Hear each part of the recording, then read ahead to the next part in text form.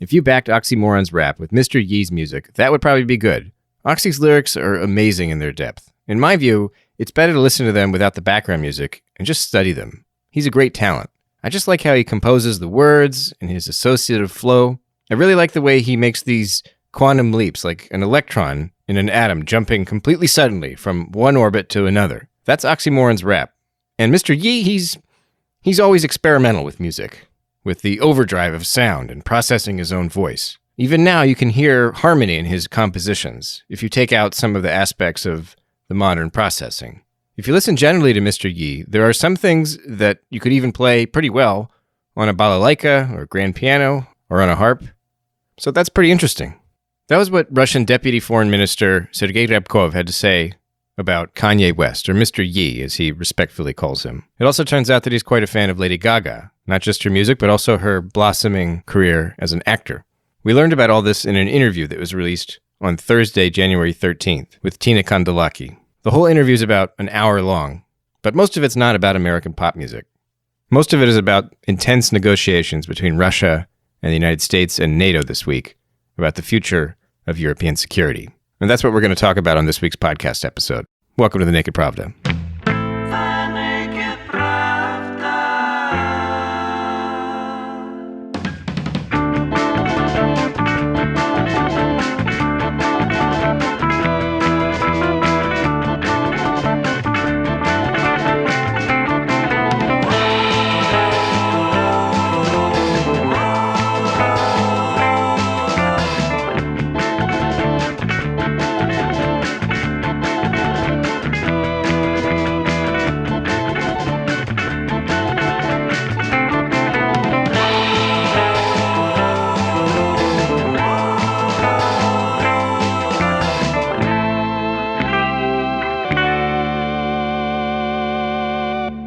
Hello there, you're listening to The Naked Pravda. I'm your host, Kevin Rothrock, Medusa's English language managing editor. On this week's episode of the podcast, we've got two guests, and we're going to be talking about the two big geopolitical news stories of the last 2 weeks. First, there's Peter Leonard, EurasiaNet's Central Asia editor. I'll be talking to him about last week's unrest in Kazakhstan and the military intervention by the Collective Security Treaty Organization, the CSTO, mostly Russian troops, and they appear to be leaving already. So it was brief, but I'm going to be talking to Peter about the significance of that peacekeeping operation.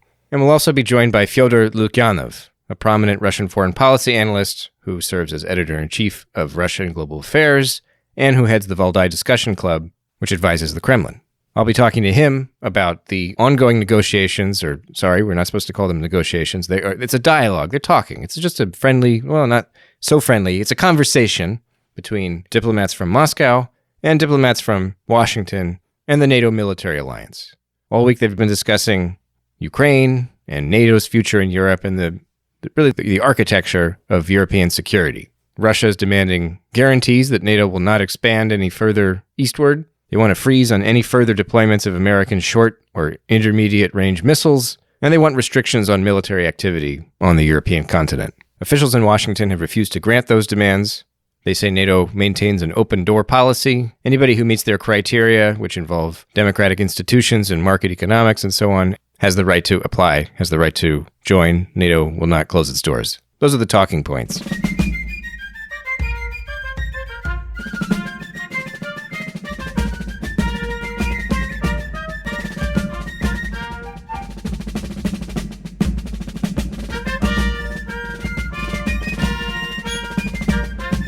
If you go on Google right now, or Yandex, or Bing, whatever your heart desires, and enter the phrase, "what Putin really wants," you will see that there is an entire genre of news commentary with this exact headline, or with slight alterations.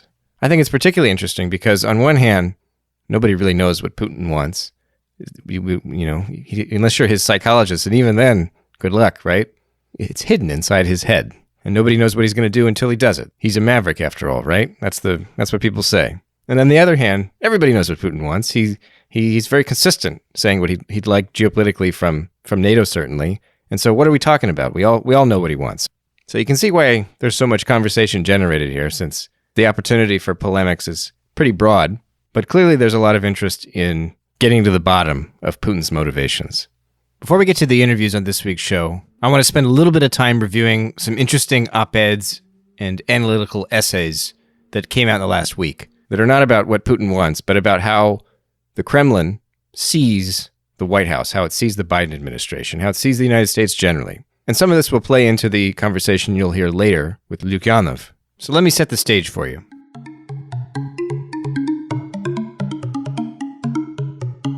The first text is written by National Research University Higher Up School Economics International Relations Deputy Director. Woof, that is a long title.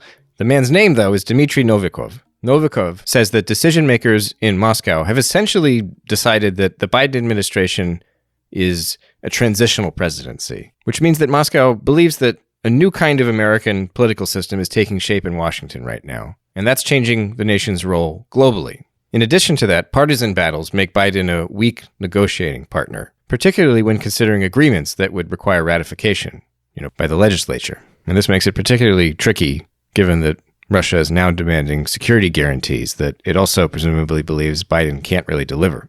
So essentially, Moscow is calibrating its relationship with the Biden administration right now, anticipating that as soon as later this year, he'll be a lame duck. And in 2024, he may not even get a chance to run for re-election, or he'll lose re-election. So when it comes to understanding Russia's time frame for its negotiations with NATO and Washington this week, and how it perceives its partners in the White House, many in the Kremlin think they're dealing with people in Washington now who won't even be in power in a couple of years. So what does that mean for what they expect to get out of this week's negotiations, or the negotiations that they've started this week? I'm not sure. Novikov doesn't get into that in his essay. But what about the long term? Well, there's another article that came out this week by Russian International Affairs Council Director General Andrey Kortunov that raises some very interesting points about how Russia views history moving forward. After an introduction where he laments that the 1990s were this amazing opportunity where Russia could have achieved a kind of Western integration, he says that Russia could have become an alternate West, something like what Poland is in modern Europe today. It didn't happen. Too bad. Very sad. And now we've got to deal with the discrepancies in worldviews that have emerged in the last 30 years. But the word discrepancies is a bit of a euphemism, because the way he describes it, the worldviews are now so fundamentally different on each side that essentially Russia and the West are just kind of waiting for each other to collapse. The West thinks that Russia is just this fragile, economically and technologically backward nation, a dictatorship that simply cannot last. While Russia looks at Western society as divided, it's falling behind China economically, and it's crippled by public distrust in state institutions and democracy really in general. And he doesn't get into this, but imagine the confidence that would fill you with if you think your counterpart from the other side is basically an emissary of a kind of dying, dwindling power. It doesn't give you strong motivations to make compromises or even to take them very seriously. And if you look at the rhetoric, the official rhetoric coming from the media on each side and the public officials on each side, I think Kortunov has really nailed it here. Kremlin officials and state news talking heads say over and over again that the West has lost its way, it's too woke, cancel culture, etc. Putin is obsessed with cancel culture, as if he were worried about getting canceled himself, as if that were possible. And obviously it's easy to exaggerate, but obviously Russia has turned in many ways to China, having fallen out with Europe and the West. And that's not to say that, they're not vacationing in the French Riviera still and all that. So that's why I caution against exaggerating the turn to China. But there's been a measurable pivot. It's part of the narrative. And from the Western perspective, not only is it easy to be accused of appeasement just for sitting down and talking to Russian diplomats, in fact, the very idea of engagement, some criticize as a gift to Putin, something that adds legitimacy to his dictatorship and prolongs its inevitable collapse. Now, as Lukyanov will tell you in a few minutes, the actual dialogue between diplomats is not about existential crisis or a clash of civilizations. But I think Kortunov gets at something in the discourse here. So while you're following the diplomacy this week and in weeks to come, keep that in mind. Another text published at Russia and Global Affairs, which is Lukyanov's publication, but I didn't ask him about this one, an essay by PIR-Center consultant Alexander Kolbin. And let me tell you, this one was out there, I thought, but it gets at a similar issue present in Kortunov's essay, this idea of national confidence. Now, in Kolbin's article, Russia is actually suffering from a lack of confidence. He calls it geopolitical self-censorship. He says the Kremlin has tried to pursue its national interests without the same conceptual framework that underpins the Western and the Chinese worlds, or the Chinese and Western spheres of influence is another way to put it. For the past 20 years, essentially, Russia has been stuck merely hinting that it has a right to a larger world, to its own sphere of influence. Kolbin says that the Kremlin's recent ultimatum on Russian dominance of the former USSR, or at least the former USSR that hasn't already been added to NATO, he says it's a big step in the direction of rejecting national self-censorship. But Russia still lacks the ideological chops to articulate a coherent, attractive framework for expansionism. And that's something that he says Washington, London, or Beijing, they've got it already. They have that confidence, they have that coherent ideology, which provides a legitimate basis for the cultural, economic, and military expansion. In other words, Kolbin says that Russia needs to formulate its own set of positive meanings for each instance of expansion. Right now, it just doesn't have the language that allows it to explain to the world and to the people receiving its influence that this is for the best. And gosh darn it, we have a right to do it. Now, I admit it's pretty wild to see somebody talking about expansion in these rosy terms, right? We all need an expansionist ideology, right? I mean, have you got yours yet? But if you consider it the rationale for staking your claim on your corner of the world, I do think Kolbin's onto something here in terms of what the Russian leadership thinks it's trying to do right now. And the boldness of this effort, the audacity, it also, I think, explains why it's so shocking to the West. Russia's demands seem like the prelude to World War III. This is what they're asking is unthinkable. This is an affront to what the West believes is legitimate. So in other words, it's competing ideas about legitimacy. I think this is it's an interesting perspective on the current tensions between Russia and the West in Europe.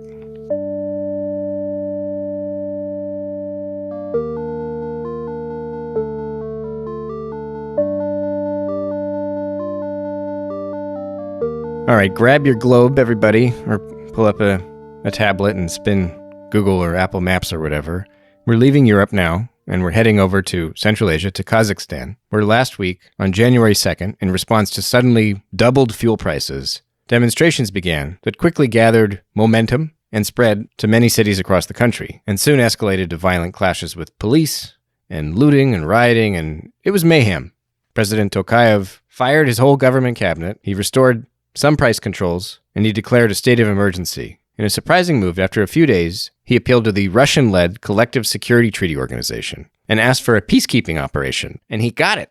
Now, to manage this, because of the rules of the CSTO, he had to argue that Kazakhstan was actually under attack by terrorist gangs who had trained abroad. And on that technicality, the leaders of the CSTO member states agreed to send troops. Medusa covered the demonstrations and the riots extensively, but I can tell you that I'm not a Kazakhstan or Central Asia expert, and that's why I was very happy when EurasiaNet's Central Asia editor, Peter Leonard, agreed to come on the Naked Pravda to talk a bit about the significance of Kazakhstan's week of unrest. I don't think they needed the CSTO troops at all. I mean, we don't exactly know how many CSTO troops were even deployed. I mean, the estimates that have been thrown out are anywhere between 2,000 and 3,500 thereabouts, which is not an inconsiderable number, but it's hardly the amount it doesn't represent a huge number considering the Kazakhstan, in theory, has a 100,000 person army available.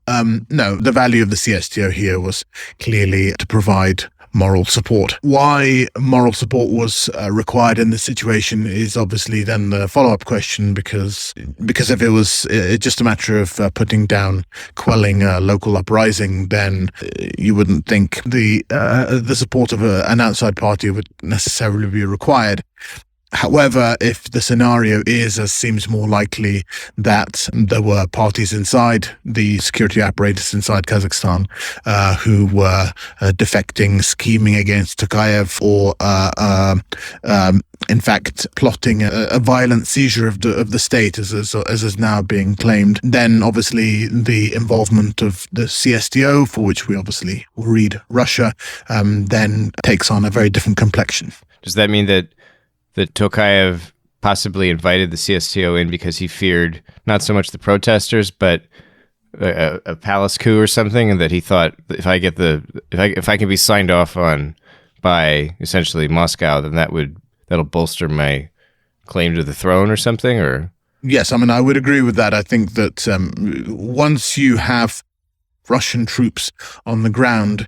If you are a plotter hoping to take over the government in Kazakhstan, you are no longer plotting against President Tokayev and whoever is loyal to him, but you're plotting against Tokayev, the people who are loyal to him, and the might of the Russian government and army, which is a different proposition altogether. Do you have any? Do you know exactly? I mean, you've said that we don't even know how many CSTO troops were actually sent into Kazakhstan.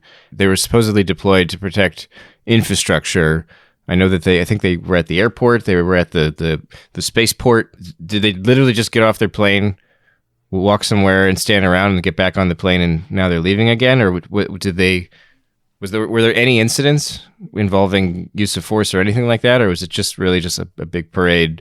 And the messaging you described? I think it was pretty much for show. I mean, that they were essentially deployed to protect the airport in Almaty, where most of the violence happened, and some key government installations. From what I understand, things like, for example, the headquarters of the security services also in Almaty, things like military warehouses was what we were told in press statements. But other than that, they weren't involved. I mean, they were specifically not involved in any active operations on the ground to quell the uprising, for instance. So there was no issue of them coming into contact with the local population. I mean, that having been said, they were out and about on the streets. They were guarding buildings, so it wasn't like they were completely invisible. I mean, they were there and seen, and I think you may have even possibly seen some photos. In fact, I believe the Wall Street Journal ran a very nice photo of a Russian soldier standing guard and a very suspicious-looking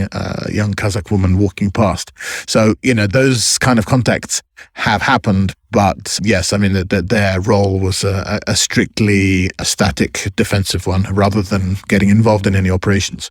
Even though, thank goodness, I suppose there was no shooting or anything like that by the CSTO peacekeepers and so on. Do you think this intervention, was it a watershed moment in Central Asian regional politics? Because it was a lot of the reactions to Russia changing its policy, essentially, that they decided to go ahead and, I mean, this is the first time, as I understand it, that the CSTO has sent peacekeepers anywhere, and Russia has recently said no to Kyrgyzstan and to also basically to Armenia, and kind of they've been reluctant to do this sort of thing. And this peacekeeping mission itself seems fairly reluctant in terms of exactly what was actually done. But is this a new era in Central Asia? Is Russia back, baby? Like, what are we looking at? I'm kind of nervous about overstating my views on this because I would say so. And so as far as it marks a watershed for the CSTO, obviously, because it's not been deployed on any active operation before, and this was a very small operation. Nevertheless, it marks kind of the first occasion that it's actually been called into action, and it sprung into action, and it did so very quickly. I think almost the logistical aspect of getting thousands of troops out there, and not just troops, but also APCs and planes, and that aspect of the operation is almost kind of seems more sort of significant in as much as it sort of showed. I think it was a kind of a way for Russia to say, well, this is what it'll look like when we are needed. We can move thousands of troops and dozens of heavy bits of machinery, all the way across a continent-sized country in a matter of hours if we wish to do so. So, yes, I guess as the Central Asia person, yes, I feel like there's definitely a watershed moment here for the region, in that I'd say I sense in small ways in Central Asia a creeping, I don't say nationalism, but I think that there is a maturing kind of sense of sovereign identity, which it's been 30 years, but I think it's taken a long time to sort of germinate and develop and mature. And I feel like the region is reaching that point where it wants to have a reckoning, I think, with its colonial past, with its Soviet past. And so you see it in these sort of little ways, whether it's, or big ways, depending on how you look at it, whether it's memorializing the tragedies of the Soviet Union, for instance, the mass killings of Kazakhs in the kind of collectivization era of the 1930s. You have the same sort of rhetoric, not just in Kazakhstan and Kyrgyzstan and Uzbekistan as well. And so I think this is a whole sort of theme that's emerged and developed, and I think that makes Russia very uncomfortable.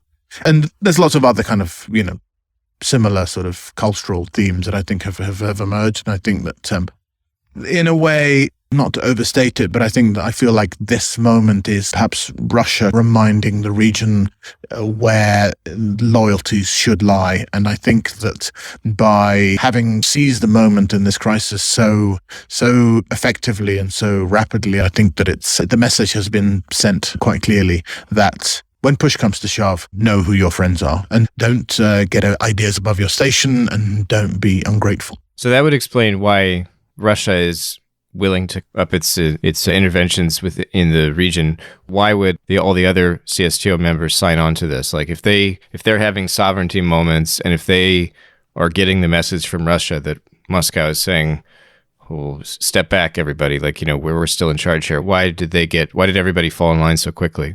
Well, what would be the upside of refusing? I mean, it's a good question. I don't really have a clear answer to it, but I think that obviously the implications of saying to Russia no would be pretty grave for any of the other members. I mean, I can speak to Central Asia. The other members of the CSTO in Central Asia there's only two of them. There's Tajikistan and Kyrgyzstan, other than Kazakhstan. Both of those countries have economies which are overwhelmingly dependent on Russia, because so many migrant laborers live in Russia and so much trade and their economies are so kind of closely intertwined.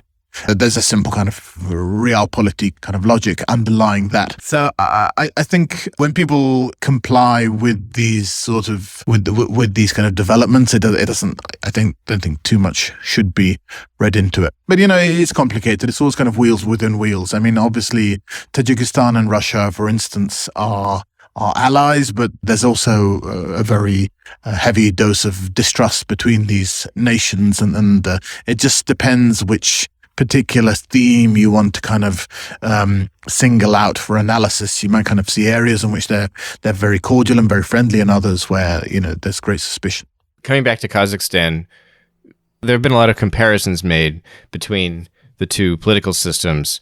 And in Russia, it's been particularly interesting to people because a lot of people look at Nazarbayev losing his chairmanship of the Kazakhstani Security Council, and they say, "Oh well, this is the nail in the coffin for any hopes that Putin would ever retire to something like the State Council or some grandfatherly role on the sidelines, because Nazarbayev tried it." And look where he ended up now. Like this is like a cautionary tale for Putin. So he'll never do this now. So we're stuck with Putin for life. Are the political systems similar enough for that kind of comparison to hold any water? Yeah, I mean, yes and no. I mean, I rather than looking at political systems, I mean, I'd kind of start by going from the bottom up and confronting the political societies and the civil societies of the two countries. And I think that in that sense, they are quite dissimilar in that Kazakhstan has still a very weak civil society. I think a very kind of politically unsophisticated society. I say that at the risk of sounding kind of too patronizing, but the level of kind of political discourse is weak because the even free media, having been crushed in Russia to the extent that it has been, is still, I would say, in a healthier state than it is in Kazakhstan. So that whole sort of component is lacking in Kazakhstan. So when all of these kind of high-tier political kind of machinations take place, when one president says, well, I'm going to step aside and I'm going to put in another president, it doesn't have to account for what the population has to say about it. It doesn't have to worry too much about the intelligentsia and kind of the intelligentsia within the kind of the sort of regime community in Russia. I mean, it doesn't sort of the same series of dynamics don't operate. Looking from the top down, I mean, the similarities are, of course, a lot stronger. So you do have, it's a very hyper-presidential system, parliament, which is kind of a joke. All of these things are very super kind of consensual political system. And in that respect, the parallels are sort of there. They're sort of there. But again, I mean, the political class is far narrower in Kazakhstan, by which I mean, even as an all-powerful politician, Putin has to deal with, huge amounts of kind of different vying constituencies regionally within Moscow itself. It's this unbelievable kind of network of kind of competing interests. In Kazakhstan, I think that the political system is much, much more vertical in that sense, and that there's even though Russia has kind of gutted local government, or did kind of go through a phase of gutting local government, Kazakhstan has never really had local government. I mean, all local government has always been handpicked.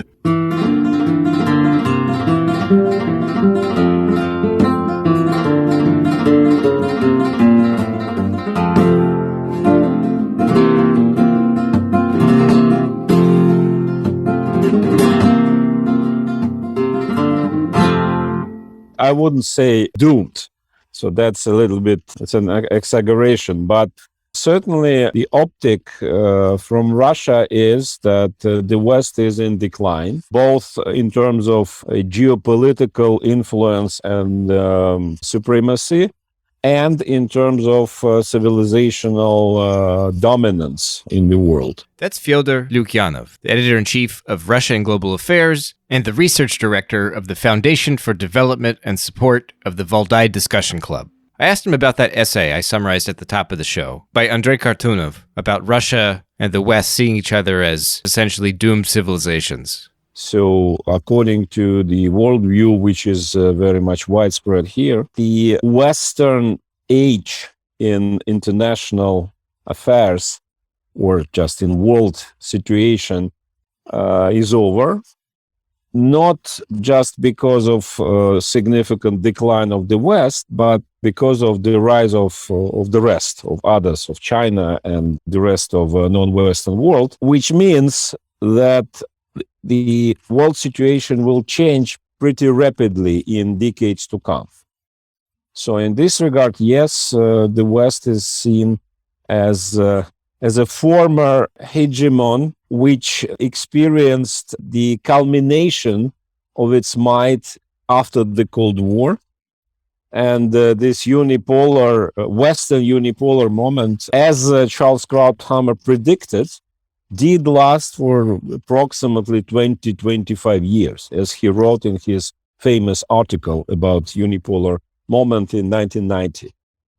And now it's over. Now we are heading towards completely new situation. That's how it is viewed from Moscow. Certainly, I know that Russia is viewed in a mirror way in the West as a country which objectively cannot have any perspectives because of not just dictatorship and outdated political system, but demographics and economic model.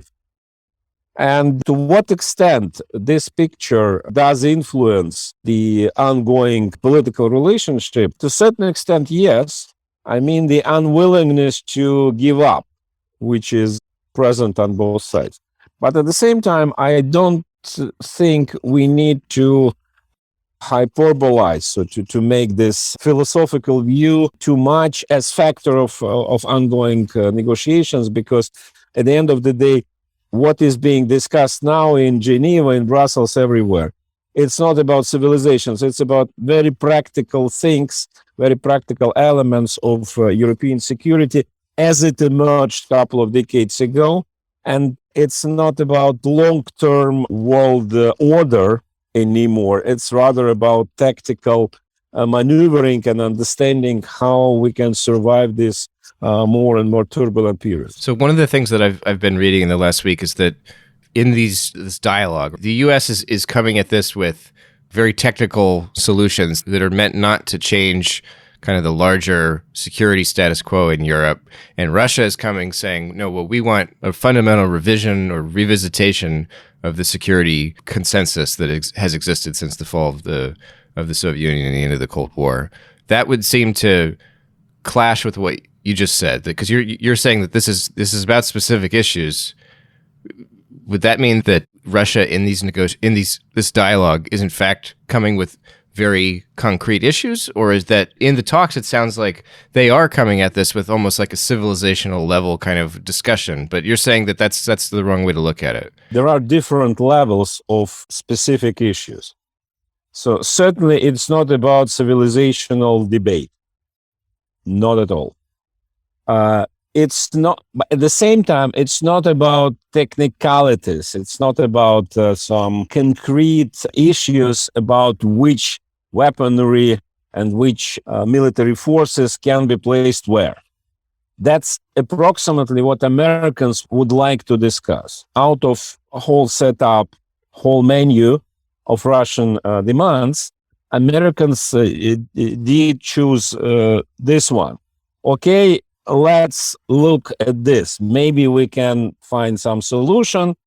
And that would bring the whole discussion back to the framework of classical conventional arms control talks from the Cold War or immediate post-Cold War time, like CFE and so on. It's not what Russia wants. And in this regard, yes, Russia wants a much broader and much deeper approach. But it's not civilizational. It's a very practical thing about how to understand security in this region. A Russian idea is, as you rightly said, to revise the security arrangements which emerged after the Cold War, immediately after the Cold War, which presume that the core of the whole security system in Europe is NATO or broader Euro-Atlantic institutions. And enlargement of those institutions, this is actually strengthening and enhancement of a security system. Russia was not in favor of that, but Russia, or initially Soviet Union, basically accepted that. When Soviet Union signed the Paris-Charter for New Europe, and then Russia, as successor, continued with this endorsement. And we see that even now in those big statements and drafts, you can find references to the Paris Charter, which from my point of view is very strange. Because what we demand is exactly this, to denounce Paris. But this is not about some particular security or confidence building measures, as Americans would prefer to discuss. But this is about principles. And the principle is whether military alliance has right and capacity to basically enhance and enlarge without any limits.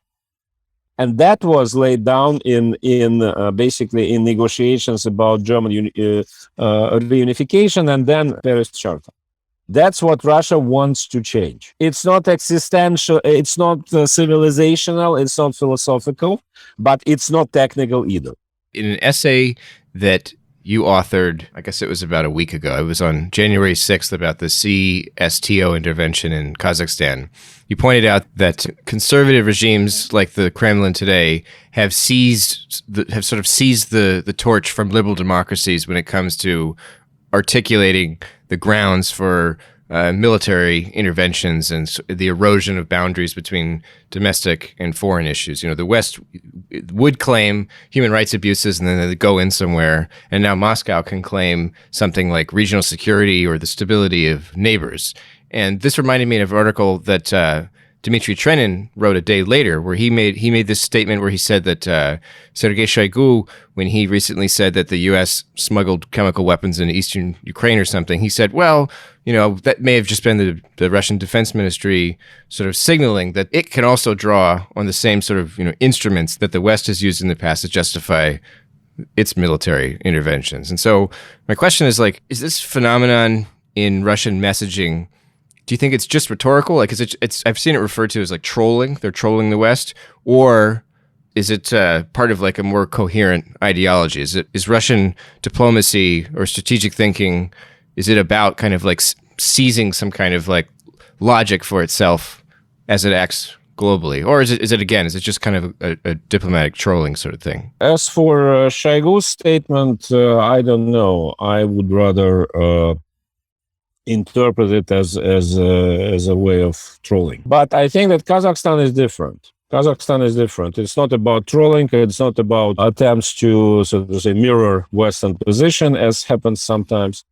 It's about Russian perception and Russian conviction that we need to make efforts to avoid destabilization of neighboring areas.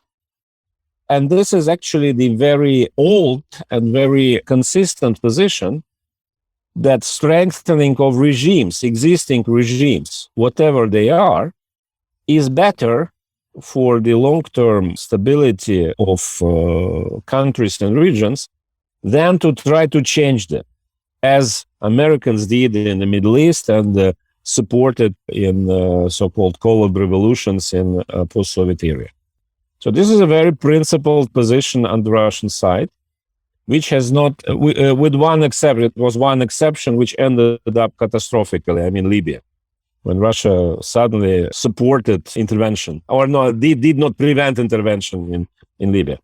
But that was the only case. Otherwise, be it anywhere, be it Latin America, Middle East, post-Soviet area, or Southeast Asia, Russia is in favor of strengthening existing rule and avoid changes which can derail status quo and generate problems. Here in Kazakhstan, it's very understandable because Kazakh collapse of the statehood in Kazakhstan, unlike many believe that some people in Russia would love to see that, because that would create a golden opportunity to, so to say, to readjust borders. There are some people who think this, but in general, I think the collapse of Kazakhstan or chaos in Kazakhstan would create so many problems for Russia of different kind that it should be avoided by any means. And this means suddenly not so many people expected CSTO to become a real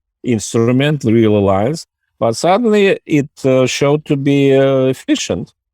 Of course, the fact that troops are being withdrawn 5 or 6 days after introduction, that's quite interesting. But actually, I think it did play a role. It did play a role to send a very clear message. We support this rule. If somebody wants to overthrow it, they will have to do with Russia. And that was enough to, so to say, to stabilize. As it was in Belarus 2020.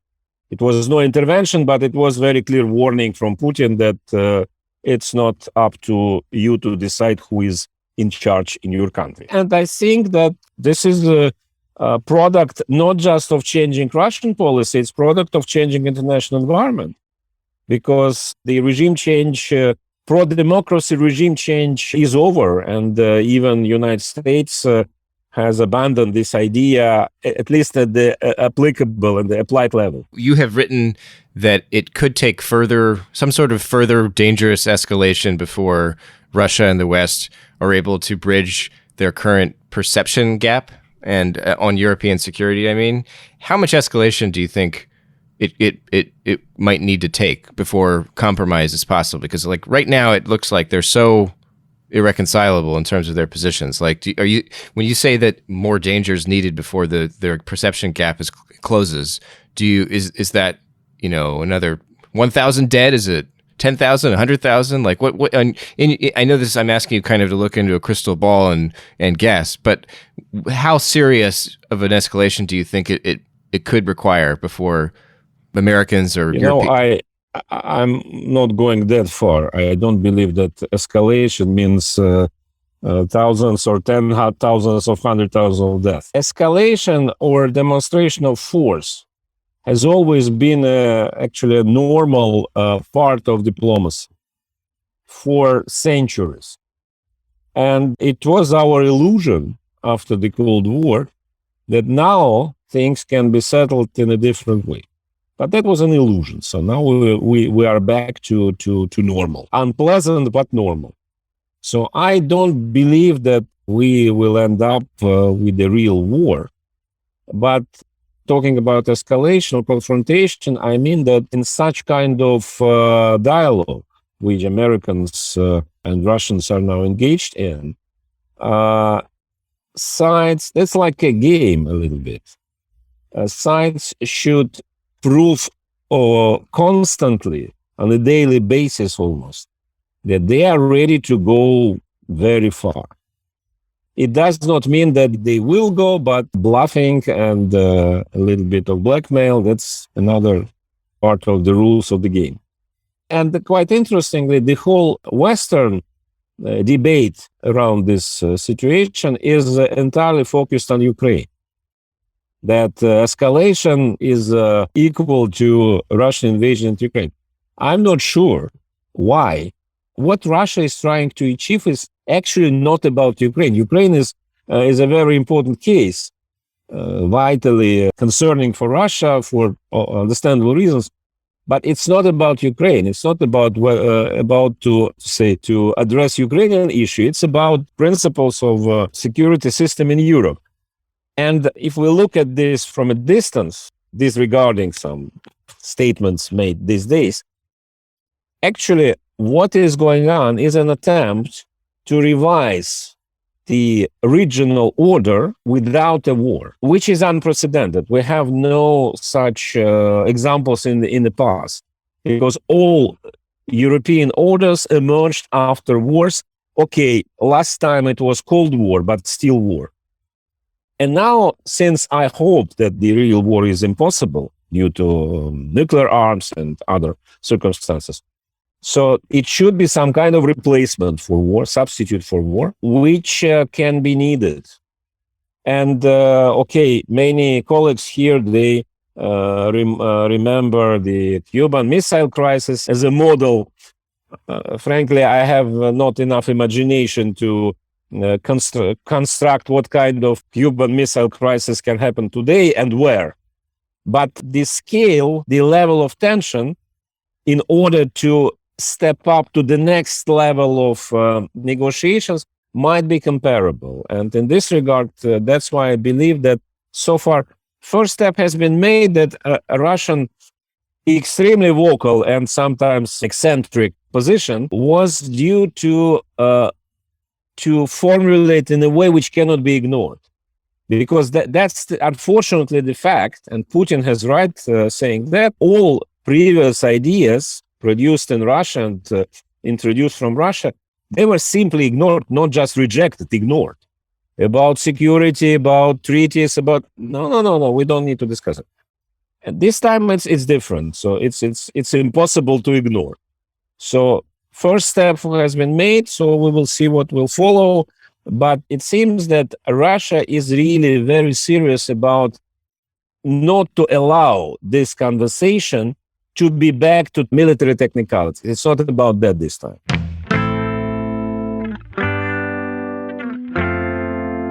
You've been listening to the Naked Pravda, an English language podcast from Meduza. On today's show, you heard from EurasiaNet Central Asia editor Peter Leonard about Kazakhstan's recent unrest and the CSTO peacekeeping mission in the country. And foreign policy expert Fyodor Lukyanov answered questions about the Kremlin's current diplomatic and geopolitical thinking. The Naked Pravda is a podcast from Meduza. It's our only English language show. And I hope you recommend us to your friends and leave a review on Apple Podcasts or wherever you're tuning in. I say this at the end of every show, and I'm sure there are fewer people listening, but this helps put the program in front of more people. Maybe I'll start putting this at the beginning of the episode. Would you still listen? Also, if you value Meduza's reporting, both in English, or either in English or in Russian, or both, please make a donation at support.meduza.io/en, or you can leave out that last bit if you'd like to see it in Russian. You can go there to help us sustain our work. Recurring pledges help more, but we'll take whatever you can spare. Thank you for listening, and come back soon.